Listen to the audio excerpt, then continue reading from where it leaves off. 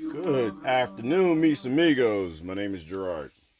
Welcome to my off-grid Texas voyage. I'm an automation engineer, worked in corporate America for 20 years, decided that life is no longer for me. I need a new adventure. We need a better way to live in sync with the planet. So I've decided to move off-grid, green the desert, create an automated ranch, and test my skills and see if I can actually make it out here and create an oasis. So, welcome to my voyage.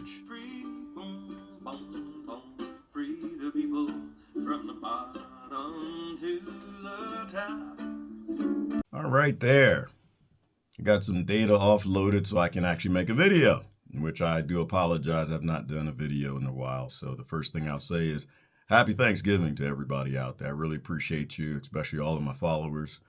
My name is Gerard. I live off grid.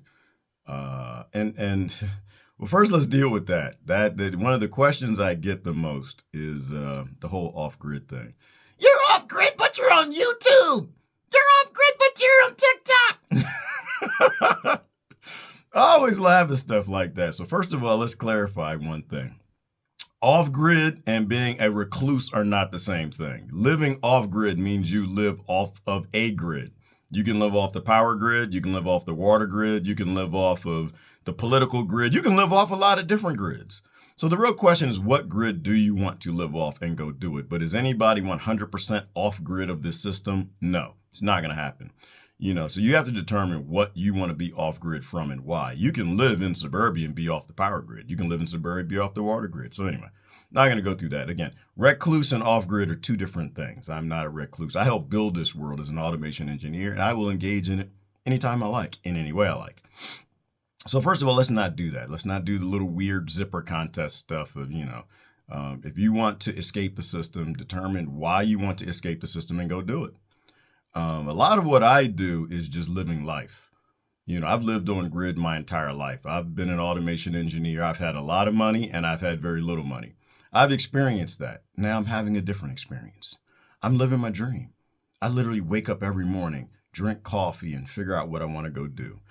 And walks today. Happy Thanksgiving. Not going to Thanksgiving today. Not going to do it. I'm going to have Thanksgiving. I've got my apple pie. I've got some things I'll throw together and I'll eat.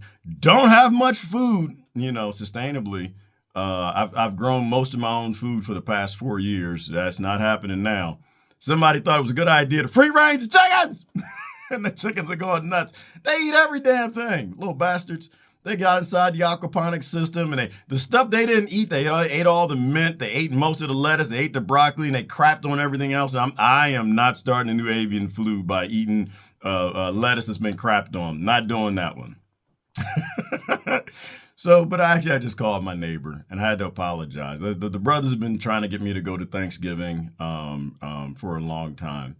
And I can't go. I've got too many things to do. In which I was going to kind of go through my laundry list. Because half the time I get so busy doing stuff, I forget to make videos.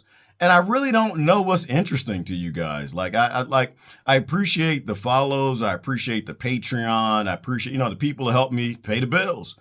But I don't know what you guys want to see. There's so many different things I'm doing. Like I said, one is just the adventure of living life, right? I like to challenge myself. There's something about men, and maybe women too. No, actually, it is women too. A lot of women are this way as well. They don't feel alive unless they got a challenge, right? And I like to challenge myself. So that was the whole buying raw land, moving off grid, just bringing your tools and a few things, being a minimalist and building up from nothing, which is, the cob house I'm in that's in a greenhouse and a geothermal cooling and blah, blah, blah, blah, blah, all that stuff that I'm doing. You don't feel alive unless you feel challenged. And there's no challenge for me on grid. I've done that my whole life. I don't want to do that anymore. I like to push myself to the limits. I like to push my body as hard as I can. So I don't know what you guys want to see, like in terms of, the automated farming, the livestock, the chickens, the geothermal heating and cooling, the power systems, the free ranging the chickens, the dog. I've got a super pregnant dog, which is part of why I'm not going to Thanksgiving. I don't want her to have puppies when I'm not here. So that's what I kind of apologize for to the brothers, that I can't really do Thanksgiving with them because she's super pregnant. I mean, she's making noises now. Her behavior has changed. She was one of the livestock guardians that didn't want to be touched. She was raised with no human contact. So when she first got here, she really didn't like me at all. Like, look, you ain't laying no hands on me. That's not what we do here. Anytime I got close to her, no, she was happy to get a treat. She was happy to get food. But that whole petting thing was weird. That was not a part of her culture. And there's people, who believe that that is the type of livestock guardians, that they should be raising. I don't. My neighbors are miles away, but I do not want to have dogs that are vicious. I don't. I need dogs that are very friendly to human beings because once again, security is my job. It's not the dog's job. It's their job to let me know there's a problem. It's their job to chase and keep the wolves at bay that they say they're releasing now. I don't know how true that is, but I'm going to act as though that is true. I know that they've wanted to do this for a long time. They've done it in Arizona, they've done it in New Mexico, and now they say they want to do it in the El Paso area. And while I'm not close to El Paso, I know that means me. That's just my luck and how it works. That just means me. I already know how things work. Like, yeah, we're going to do this in your area. They're going to release them right on my doorstep. I know that's going to happen. So anyway, and it's their job to kind of keep them at bay. Again, livestock guardians, for a lot of foolish people who have no idea, are super beneficial for an ecosystem if that's what you're trying to have. If you're just farming and you just want to shoot every wolf and predator you see, to me, that's as ignorant as the other extreme side of that livestock guardian discussion. Livestock guardians fulfill the role of the predator. They will set you up so you don't have to shoot anything. And I don't want to. I don't want to kill any coyotes. I don't want to take out any wolves. I don't want to take out anything. I want them to know this is our area. There is a massive dog pack guarding it of big, vicious dogs, and you should stay away. Go get your rabbits, go eat your this, go eat that, but do not come here and eat this. And when you build up a natural boundary because you have your own predators, your own pack, it means that everything gets to live and everything gets to have its own place because predators are a natural part of the ecosystem. So that's what I'm saying. Like, there are two ridiculous sides of that argument that I don't get into. One is, you shouldn't have working dogs, and the other is, shoot everything to protect your livestock. I believe that you build a pack barrier around yourself, and everything can exist in the ecosystem, and that's what you want. Because when you look at desertification and the Dust Bowl, a lot of that came down to the fact that we took out the predators and we took out the trees. So what we need to do is bring back the trees and bring back the predators. So I really don't fall on any sides of the debate. I think when you get to any extremes, then you're kind of being foolish. But anyway, so she's super pregnant. So today I had to get her whelping box going. I'm just kind of going through a laundry list of the things I got to do because, one, it's cold in the morning, so I can sit in here and I can talk. I obviously got to finish the cob walls, To me, I'm not an aesthetics person. I don't really care. I've lived in luxury places most of my life, until kind of the kids were born. It was kind of like, I started reestablishing real values, and I'm not a consumer. I don't fit in the consumerism world. I don't really care about luxury. To me, that's not where my happiness comes. My happiness comes from free things. And I never knew that about myself. And that's why I encourage people to go and just sit in nature and spend time by themselves. And I think you might discover the things in life that make you happy are not on TV. The things in life that make you happy tend to be in nature. We are not TV creatures. We are not suburban creatures. We are creatures that have lived in the wild for hundreds of thousands of years. And the things that made us happy and smile was running water and waterfalls. The things that brought life, food and rocks and colors and mountains and sunrises and sunsets. So once again, you want to find the things that really make you happy, not the things on TV that our culture, through indoctrination, make us happier than what we were previously in the previous year because we bought something, a large screen TV or a bigger house or bigger car. But, I'm not going to go down that. So anyway, I avoid the politics on this channel. I've got other social media that I get political. This is not one of them. Today I'm just kind of going through my laundry list of things, and I'm going to read all the comments, which is what I like doing, because I want to know what y'all want to see. I don't know what to show. Like the Isola. The Isola's kicking butt. I have no, well, I think I know why. I'm saying I don't have an idea. I think I know why. So for the first 3 years, I was struggling to grow the Isola. Um, and I mostly gave up. But there were a few Isola that were floating in the pond that just made it. And for some reason, actually in the heat wave, in which they're not supposed to like a lot of heat, they took off. And I think it has to do with the fact that I'm growing them in the aquaponic system. And now, after about 3 years, it's established. I do a lot of media grow beds. And so that bacteria helped to get a balance and establish it out. I didn't like growing aquaponics in Pennsylvania because the winters came and everything would die off and it would reset the system and I have to rebalance it starting in spring. And it takes months, if not years, to get a really good established large aquaponic system. The dogs are barking.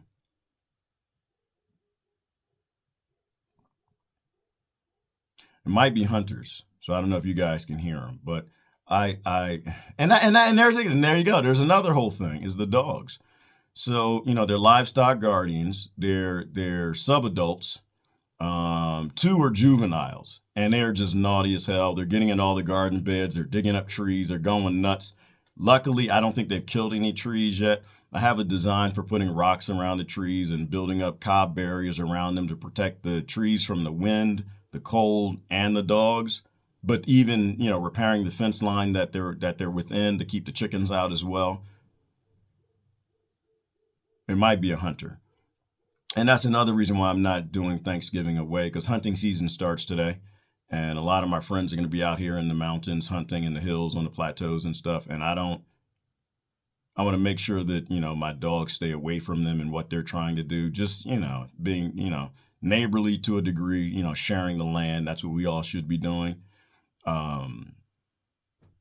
And being livestock guardians, they're very curious as to what is in their environment, what's in their area. I've got the dogs. I always keep two of them on tire drags. One, it builds up strength in them, pulling that tire around. Two, it keeps them from getting out on the fence line. But then I rotate. I don't keep any of them on there particularly like at consistently, mainly because I always want a few loose dogs. I do need a few dogs that chase the coyotes away. But larger barks here in the area that are protecting the chickens in the area. The ones that are loose never go too far from the ones that are on the tire drags. It's like a whole pack psychology thing that I'm trying to figure out. But when I hear one in the distance, if they're not too far, and that's what I'm listening for, I know that, and I think that's Connie. She doesn't want to leave. She's running loose right now. She doesn't want to run unless the pack can run with her. And so there's a whole thing that's going on. But I'm about to convert them over to tire drags to, there's a PVC triangle thing you can do on their necks. If you're familiar with Livestock Guardians, you know what that's called. I don't. So I'm going to actually make those today and give them a shot so they get a bit more exercise. I don't want them just pulling tires, for muscle strength. I eventually want all the dogs running, but they have to respect the fence line. I've got to put GPS trackers on them so I can find that they are doing patrolling, not roaming. Because as I'm learning and figuring out, how to rear livestock garden. There's a bird in the greenhouse. Anyway, has a video I got to upload that reminded me. It's a hummingbird. I have a hummingbird in the greenhouse, which is pretty amazing.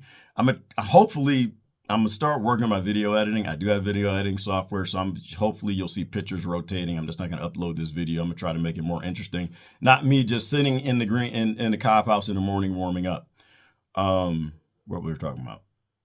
Right. So there's a whole pack thing that goes on. I'm trying to figure it out.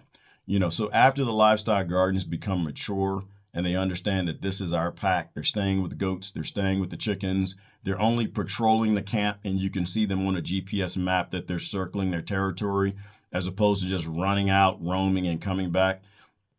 Roaming is a real problem for young livestock guardians. I have Anatolian shepherds that are mixed with Pyrenees. I have one that's more Pyrenees genetics and two that are more Anatolian genetics.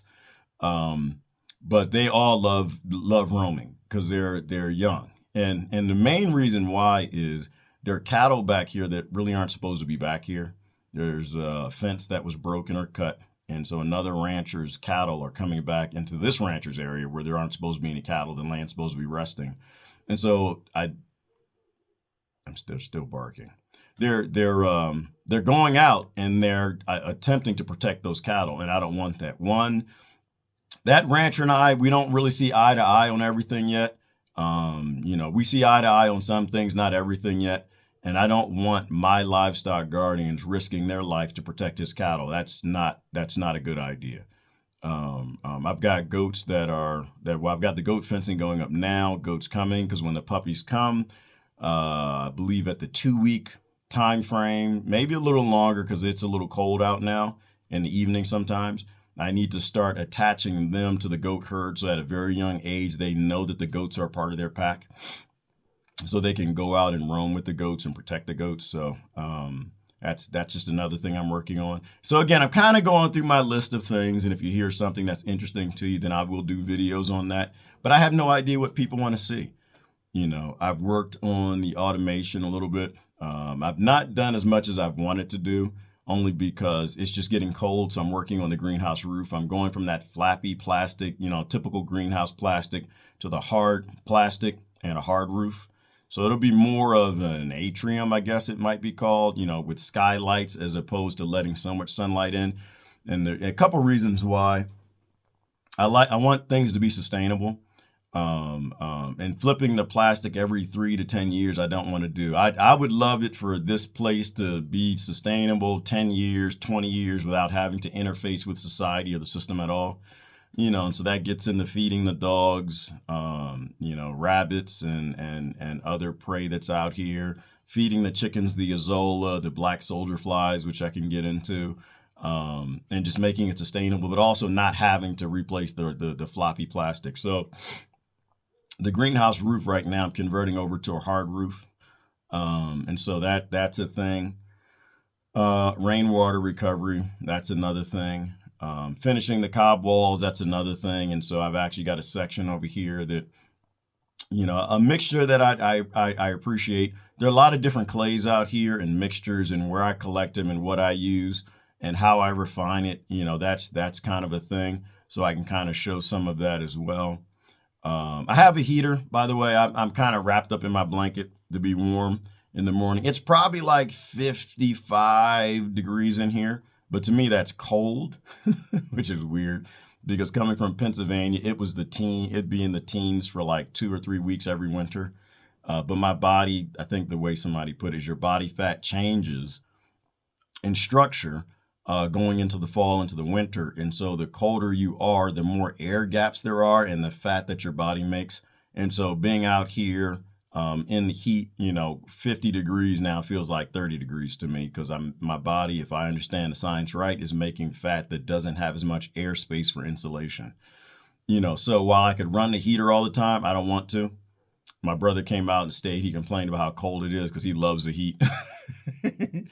But I'm training my body to get ready for winter. I don't want to be cold in the winter. I work outside every day. I hate being in this cop. I hate being inside, period. I don't want to be inside. I want to be outside. Being in the greenhouse is fun.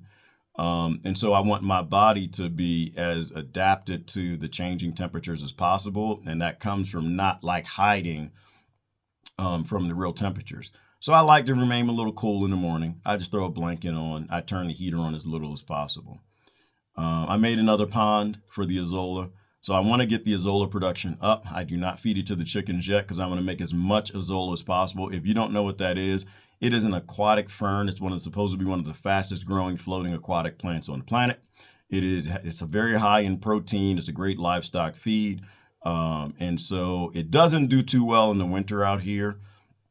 So I want to have multiple ponds that feed from the aquaponic system, but I can cover with plastic to make sure as much of that makes it through the night as possible.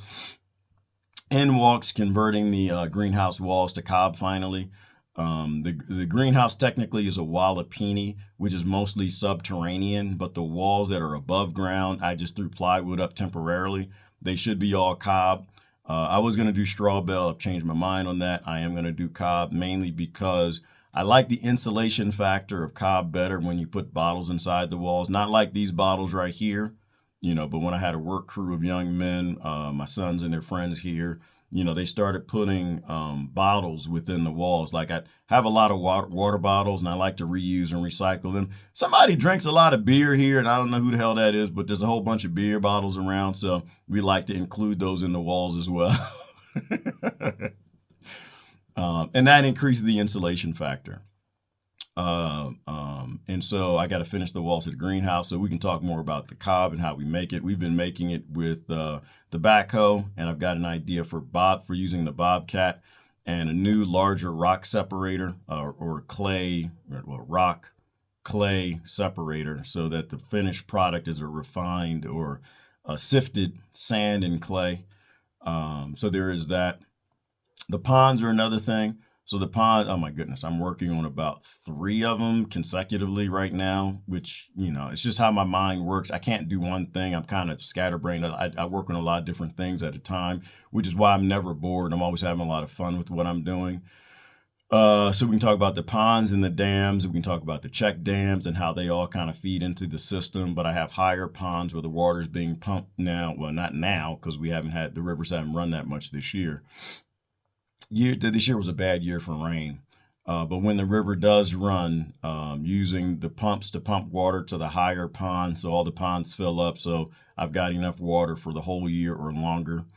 The goal will be to have enough water for a couple of years in case you get into a drought type situation. So very large pond sealed with bentonite clay that feeds into the ground, that, hydrates the ground, refills the aquifers. People ask that question a lot. Do you have a well?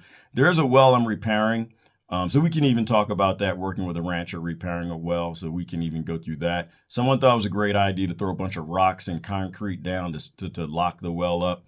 It hasn't been used in so many years, no one remembers why they stopped using that well. I've heard rumors of the water went salty, which is it was a big problem back then. It's not a big problem now, because you can do desalinization just from evaporating ponds. And I also heard the story that there was oil in that well, but you can also resolve that with evaporation ponds as well. So I have means of getting that well back online. So there's that. Then there's a headache, the whole reporting how much, how deep the well is, how much water you're pulling out of it, blah, blah, blah, blah, blah. So we can get into that. But first we got to get the rocks out. The plan is, to use the Bobcat to dig a ramp to get down. We want to get down about 20 feet. Use the backhoe to, if we can get a ramp down 10 feet, use the backhoe to get down another 10 feet. These are the small ones, which is why, if we had big equipment, it wouldn't be a big deal. In a couple hours, you could get down beneath all the blockage in the pipe, cut the pipe, get the crap out of it, put the pipe back up, re-weld it. I'm trying to think of anything else I missed, and then there's always the mechanic work, which, just goes along with it. I'm always working on the truck. I know I blew out a shock absorber on the right side of the truck. That's the right side of the truck where I lost the strut. Had to replace the strut, and I think just all the weight and lean. Well, I replaced the strut, but there was a lifter in there, and I didn't lift that side of the truck in the front. And so I think all the excess weight from pushing on that side of the truck is blown out one of the shock absorbers. So I got to replace the shock absorber, got to put the lifter in on that, on the right side of the truck. Then there's the mechanic work on the Bobcat. The Bobcat was upgraded, as you guys know. It was an old M371 or 381. I forgot which one it is. And Clark's Equipment. And the guy replaced the motor with a Predator motor, was it a 660cc? And looks like everybody online saying those Predator motors, the fuel pump sucks. It's the fuel pump that uses pressure from the lines to pump fuel into the engine, that it never really feeds enough fuel, is what they say. Well, and certainly in my conditions with all the dust in the air, all the sand, that it clogs things up, changes the pressure. So right now I'm not getting enough fuel in the bowl, I believe. So I'm gonna replace that with the electric like 2.4 PSI fuel pump. So I got to do that. And again, I don't know what people want to see. And I'm always working on so many different things. I just figured I'd do a laundry list, but this video's been like 20 minutes now, and I don't want to go much beyond that. There's the koi. Not the tilapia. I got to seal the greenhouse before we go back to tilapia. They breed like crazy. They do great. I have an idea for using the tilapia for dog feed as well. I don't eat fish, so that would be beneficial, as well as maybe selling some in town. There are some restaurants not too far that might benefit from having some fresh fish. Making income off grid is a thing that you want to get into. I can talk about the pottery and harvesting the clay, refining the clay, the methods I come through to get to a point where it's good enough to start making some pottery. I haven't done much just yet. Using the kiln to help heat the greenhouse. I've got to put up the rocket mass heater, in which I've got half of the pipe work in and some of the cob up, but I got to get the barrel in place, and the dogs are still going. So I think it might be hunting season, dun, dun, dun, dun, which I know it is, but the brothers might be out there in the distance and the dogs can smell them or they hear the trucks. So I am going to have to get my butt up. And plus I'm done with my cup of coffee, which I'm still making with fire because I just love it. There's just something about fire for the men who understand. Coffee just tastes better over fire. I've got 2 Keurigs and about 5 coffee pots that I don't use at all because I don't like the coffee that they make. There's something about boiling the water over fire and just dripping that through the strainer. It just feels so good. Maybe it's an ancestral thing, doing what the cowboys did. I don't know. Or my Native American ancestors. Either way, just making fire makes my morning go much better. Oh, and the last thing might be, and I know it's not the last thing, but the other thing might be the battery. So the battery's not running as efficient as it can. As you know, I use lithium iron phosphate. I got the cells individually, built individual batteries, put those battery packs together, got a separate BMS, hooked the BMS up to it. Because I like to do things from the base. And this is what I did in corporate America. I wanted to understand at the lowest level how things work. And then I might use something manufactured, but I want to know how everything works at the base level. So building the battery packs and, building the cells into the batteries is something I wanted to do. The neat thing is when a cell goes bad, all I got to do is test the cells to find out where the bad cell is, a cell that's not holding the voltage it needs to, and just yank it out. But that's something you need to know about lithium iron phosphate batteries. If you have one cell whose voltage drops, it affects all the batteries in the entire pack in terms of how long they can maintain. So I know, and I've got a few extra cells. I just haven't had the time to go in, and I can show you testing the cells to figure out which one it is. If you got a good BMS, and I think I do anyway, and it's got the Bluetooth hookup where I have to have a readout which shows me which battery has a bad cell, and then I have to go in. It makes things a lot faster. And then I'll just pull that cell out, put the other one in, and boom, and move from there. I don't have the best bars that connect the batteries together. I just basically took copper piping, hammered it out, because I wanted to see if I could do it. I saw someone else do it, and I thought it was a great idea. But I probably should buy the brass ones, but we'll see. But it's just copper pipe. So you can use copper, you can use brass. I think I even used some aluminum.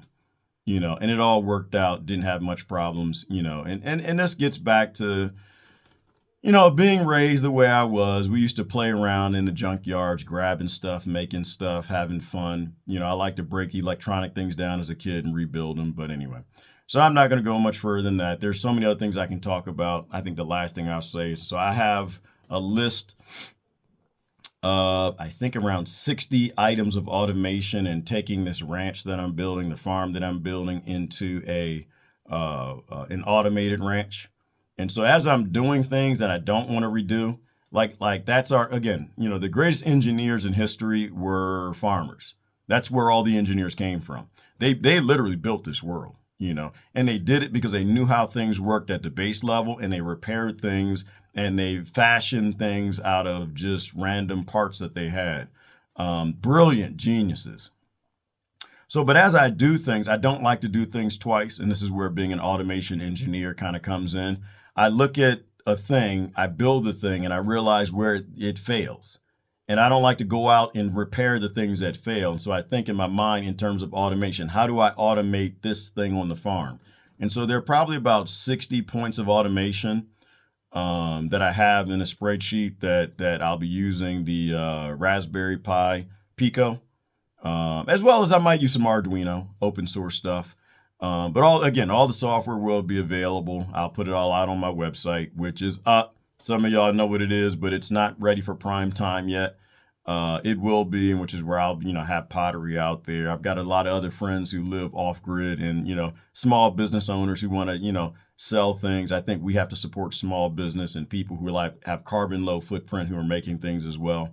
And so I'll talk more about that in the coming time, but I'll offer all the software. All the software will be up there as well as guides and videos and how to put this together to make all the automation that I put together for growing food and maintaining the farm. I still got the drone, haven't flown the drone. It's just sitting there. She's charged. Every day I think about flying it, but to me, that's more play than anything. And plus, there's the cleanup. Slowly the site is actually being converted from a construction site to an actual thing that looks, that has some aesthetic look to it. I do a lot of cleanup out there. I really don't want to fly the drone where you've got, the bottles that I'm using for inside the cob walls. The wind blows them around. The dogs take the dog food cans and they drop them in different places. And I really don't like when things look junky, but that's coming along. That's getting a lot cleaner. That's getting a lot cleaner. A lot of it was driven from I have a son that's got OCD and he just, he's like, Dad, we got to clean this up, man. I'm like, dude, it's a construction site. We're literally building a new world. We're building a new society out here. You got to give me a few years, But anyway. All right. Well, that's it. I'm not going to get into much more. The kitchen is coming along. I've been doing a lot of cooking as well. And so we could even talk about off-grid cooking and like what I like to make from the things I grow and simple things I get to put things together. I love cooking. I don't like cooking in a small kitchen. I like cooking in a big kitchen. So that's another there's so many things to work on. There's so many things I am working on. We have a larger building that we're putting together, which will have like a large lobby. The foundation is mostly done. The walls have gone up to a point. The windows are actually going in now. I'm using the cob the new method we've come up with for making it faster so one person can do a lot of cob a lot quicker. And then there's the Saloon. If you're not watching 1923, I think it's 1883 in Yellowstone, you should. This is just bringing out my inner cowboy. Oh, and Bass Reeves. That's another great show. So I've decided the bar out here will be a saloon, and it'll mostly be a smoothie bar, not an alcohol bar, but there'll be that there as well. I just like the swinging doors. That's happening. That's just so happening. I'm sorry. I need to like tie my horse up in front of the saloon and go in. So, but anyway, just living life, and that's what you got to do. You got to find out the things you love to do in life, and you got to go do them. Once you find your passions, to me, that's when life starts, and you can sync your passions up with income. Then I think that's when life starts. I don't think life starts at birth. I think everyone dies, but not everyone lives. And just in general, I think in society, we have to go back more towards living and less just doing what everybody else does to survive. We got to thrive. And that comes with making sure you can live a life doing the passionate things you love doing so that every day you can't wait to get out to bed. Like right now, I can't wait to get out and get started working. So I'm going to get to it. That's about it. Well, this is Gerard out here in the wilds of West Texas. I shall read the comments and find out what y'all want to see more videos on, and we should go from there. Oh, and then there's the rattlesnake. So yeah, they're still around. I took one out last week. It was literally right there. It was right there. It was on the other side of this wall. The wall that mice like to burrow through because it's cob, and it's got a rock foundation, which make nice little hiding caves and holes. And snakes don't make holes, mice do. And if the mice are there, if you got mice in your house, it means you can have snakes in your house because then snakes follow the mice trails. So we need to deal with that. Waking up to a rattlesnake under my feet is not something I prefer to do. It's cold, but for some reason they are still out, which is why you take everything everybody says with a grain of salt. First thing I heard when I was out here, oh, it's too cold for the rattlesnakes. We got rattlesnake seasons. And of course, I was walking in my flip-flops in the garden and I almost stepped on a baby one, which is a bad idea because the babies are the worst ones. They don't regulate their poison yet, and they'll give you everything that they got. The larger ones understand that they might have to have multiple bites in a week to keep multiple things away. So they only give you enough poison to kind of keep you away. A baby is when people die of rattlesnake bites nowadays, it's usually because they got bit by a baby. So and this was a very young rattlesnake that I took out the other day, unfortunately. So I don't know if the gardener snakes are doing their job. The good thing is they're doing a little bumping and grinding in the greenhouse. So I'm hoping to have a whole bunch of baby gardener snakes around in the greenhouse for next year, assuming that they actually did successfully have babies. That will help keep the rattlesnakes away. Once again, I'm building ecosystem. And if you have lots of gardener snakes and bull snakes and rat snakes and different snakes around and rattlesnakes, they have a role to play in the ecosystem too, then you don't have an overabundance of one and you have a better, healthier ecosystem. So I'm hoping that the gardener snakes in the greenhouses take out the mice so there is no food for the rattlesnakes to follow to come through. So anyway, that really is the end of the video. Apologize for it being such a long video. Y'all have a great day. This is Gerard. Happy Thanksgiving. We shall talk to you soon.